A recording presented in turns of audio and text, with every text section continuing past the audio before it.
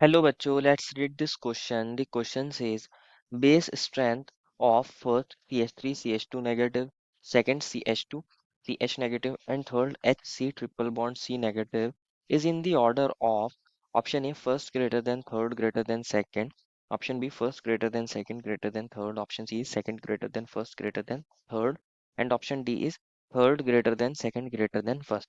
बच्चों इस क्वेश्चन में हमें तीन पार्ट्स दिए गए हैं, तीन ऑप्शन दिए गए हैं और हमें बताना है कि इनके अंदर बेसिक स्ट्रेंथ कैसी होगी इन तीनों कंपाउंड्स की। तो फर्स्ट ऑफ ऑल बात करते हैं इस क्वेश्चन में हम हमारे की कंसेप्ट के बारे में और समझते हैं हमारा की कंसेप्ट क्या होगा। की कंसेप्ट क्या होगा बच्चों, हमारे पास जो बेसिसिटी होती है या बेसिक स्ट्रेंथ बोल सकते हैं, बेस स्ट्रेंथ क्या होती है कि कितना इजीली हमारा जो बेस है वो एच प्लस को एक्सट्रैक्ट कर रहा है, वही इसकी बेसिक स्ट्रेंथ है। जितना इजीली कर लेगा, जितना अच्छे से कर लेगा, वो इसकी बेसिक स्ट्रेंथ है, उतनी बेसिक स्ट्रेंथ हाई होगी। और ये बच्चों हमारे पास इनवर्सली प्रोपोर्शनल होती है टू इलेक्ट्रोनेगेटिविटी कि जो हमारा एटम है जो एज अ बेस काम कर रहा है, जिसके ऊपर कोई नेगेटिव चार्ज है या लोन पेयर है, इलेक्ट्रॉन्स है, तो उसकी इलेक्ट्रोनेगेटिविटी कैसी है? इलेक्ट्रोनेगेटिविटी के इन्वर्सली प्रोपोर्शनल है।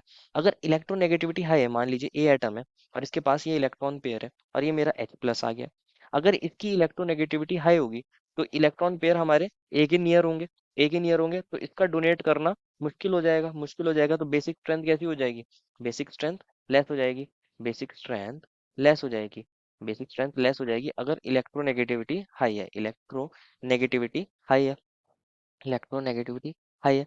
लेकिन बच्चों अगर मान लीजिए एक एटम बी है और इसकी इलेक्ट्रोनेगेटिविटी लो है और H प्लस आ रहा है, तो इलेक्ट्रोनेगेटिविटी लो है तो इसके पास से इलेक्ट्रॉन H प्लस पे डोनेट करना, तो हमारे पास यहाँ एज अ बेस काम करना क्या हो जाएगा? इजी हो जाएगा। अगर यहाँ इलेक्ट्रोनेगेटिविटी बी की लेस होगी, लो होगी, तो हमारे पास बेसिक स्ट्रेंथ क्या हो जाएगी? बढ़ जाएगी। बेसिसिटी या बेसिक स्ट्रेंथ क्या हो जाएगी? बढ़ जाएगी। बेसिक स्ट्रेंथ बढ़ जाएगी, बेसिक स्ट्रेंथ हाई हो जाएगी। तो ऐसा बोल सकते हैं।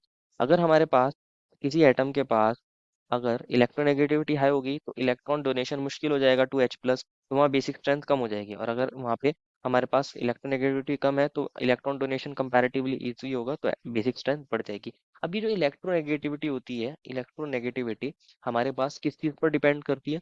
परसेंटेज एस करेक्टर पर डिपेंड करती है। ये डायरेक्टली प्रोपोर्शनल होती है हमारे पास एस करेक्टर के, क्योंकि जितना ज़्यादा एस करेक्टर होता है हमारे एटम के पास, उतना ही हमारे इलेक्ट्रॉन न्यूक्लियस के पास होते हैं और उतनी इलेक्ट्रोनेगेटिविटी हाई होती है। तो हम ऐसा बोल सकते हैं कि जो बेसिक स्ट्रेंथ है या बेस स्ट्रेंथ है, ये हमारे पास इनवर्सली प्रोपोर्शनल हो जाएगी टू एस करेक्टर।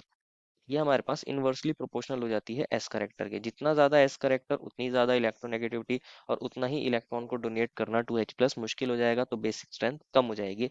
ये हमारा बच्चों हमने समझा है। अगर हम बात करें हमारे तीनों ऑप्शंस की, हमें तीनों ऑप्शंस में क्या क्या मिला है बच्चों? फर्स्ट एग्जांपल हमें क्या मिला था बच्चों? फर्स्ट ऑप्शन क्या मिला था हमें? CH3 negative. तो मैं इसको ऐसे लिख सकता हूँ, एक हाइड्रोजन ये है, एक हाइड्रोजन ये है, नेगेटिव मीन्स एक इलेक्ट्रॉन अपना है, एक इलेक्ट्रॉन गेन करा है, तभी तो नेगेटिव बना होगा। ये CH2 नेगेटिव।